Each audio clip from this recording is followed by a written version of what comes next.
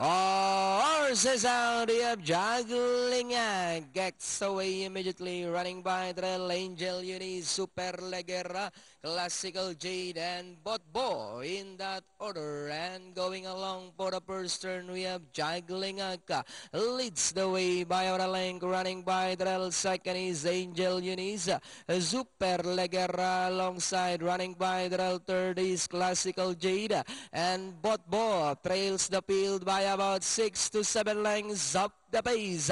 Meanwhile, we have Juggling traveling well okay by Oralenka. And in second is Angel Unis, coming closer in third now is Super Legera, Botbo, and Classical Jade. And it's still Juggling enjoying a length lead. Angel Unis still in second. And here comes Botbo now coming closer on the outside third. Super Legera in fourth and Classical Jade. And it's still Juggling by Oralenka. Moving up both body outside. Angel Unis tries back in third. Super Legera and Classical Jade. Juggling now rides away by about 2 lengths.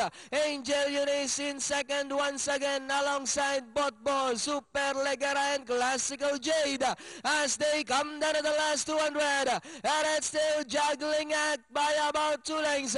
Angel Unis, Botbo, Classical Jade, Super Legera last 150. We have Juggling now this time by about 6 lengths.